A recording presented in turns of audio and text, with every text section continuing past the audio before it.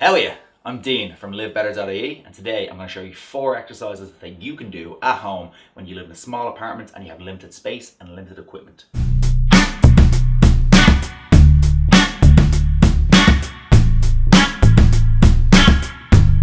Just because you live in a tiny apartment doesn't mean that you can't train at home. But there are a few things you need to consider before you start designing your home workout. So the first thing that we're going to talk about is tempo. Now tempo is key when it comes to designing an at-home training program. Why? Because the tempo at which you move is going to directly influence the time or the tension of the muscle. Why is this important? Because without access to a lot of equipment, space, or a lot of weight, the time or the tension that the muscle experiences will directly influence the success of the exercises you choose for your training program. Ideally, 2 to 3 second eccentric phase, i.e. the lowering part of an exercise, and a slow controlled concentric, the raising part of each exercise. So next, we're going to talk about repetition ranges. So they are also extremely important. Beginners can usually benefit from about 8 to 10 repetitions on each exercise. As you get fitter, that number will have to increase to challenge your body further. Remember, what doesn't challenge your body doesn't change your body. As you get stronger, you'll need to change your workout to a more intermediate and an advanced workout. We do this either by adding repetition, range of motion, time under tension,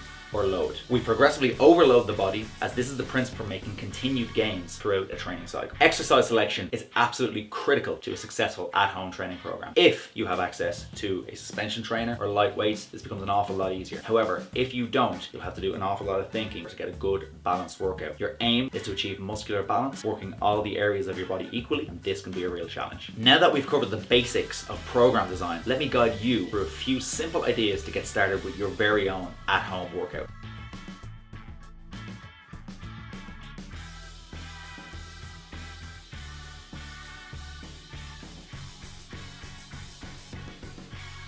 Okay, so here's an example of our at-home workout. What we've got is we have 2 superset pairings labeled A and B. In each of those, there are 2 exercises. A1 is a split squat. We're going to aim for 3 sets of 8 reps each side. We can start off as a beginner with our basic unloaded split squat. If that's a little bit too difficult, we can use a chair out by our side for a bit of support. It gives a little bit of external stimulus to help us with balance. If that's too easy, we can progress onwards to holding an implement in the hands, i.e. a kettlebell, a dumbbell. If you use a kettlebell, you have options. You can hold it straight in front in the goblet position, or you can offset load where you hold it on one side to further challenge your balance. Paired off with those, we have a TRX row. We're going to go for 3 sets of 10 reps on this. The way we make this easier or more difficult is really simple.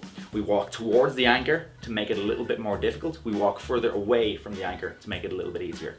With the TRX row, we want the elbows and the top of the head to form a triangle. We don't want the elbows up by the sides of the shoulders, and we don't want them smushed into the ribs. We want a 45-degree angle at the shoulders at all times.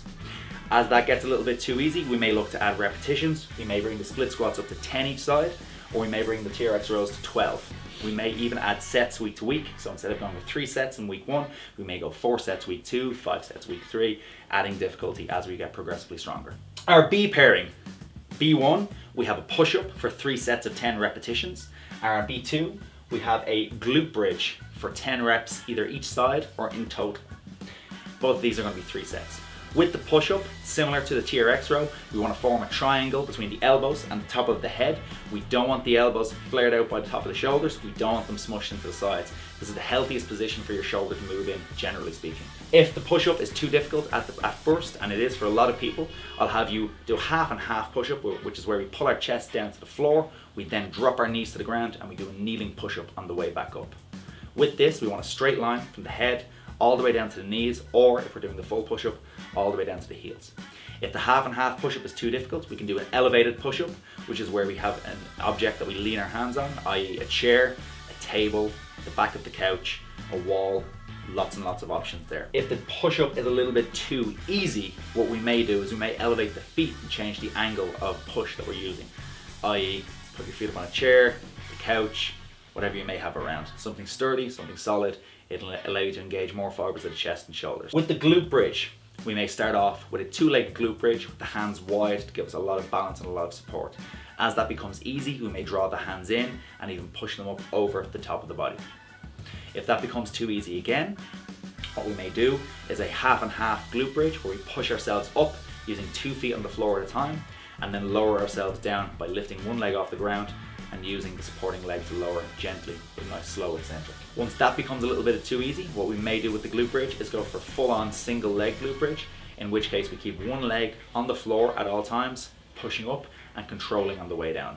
About a 2-second concentric on the way up and about a 3 to 4 second eccentric on the way down. But wait, there's more. As a bonus exercise, we've got a wall press dead bug. In this, I want you to do 3 sets of 8 repetitions each side.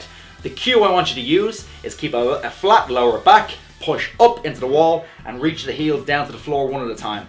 As your heel reaches out, you should feel your core tensing and engaging, getting you more and more and more ripped. So to recap what we went through today, there are no excuses to not work out at home, because you can make time, you can make space as we've shown you here today, and you can make a plan. Just remember, time under tension, 3-second negative, little pause of 1 second, 2 second on the way up. Rep ranges, nice basic program will be 8 to 10 reps on every exercise for 3 sets. Make it progressively harder over time and work everything equally. We need to work that booty, we need to work those abs, we need to work your back. So don't forget guys, like, share this video, comment if you have any questions, because the more people that we reach, the more people we can help to live better.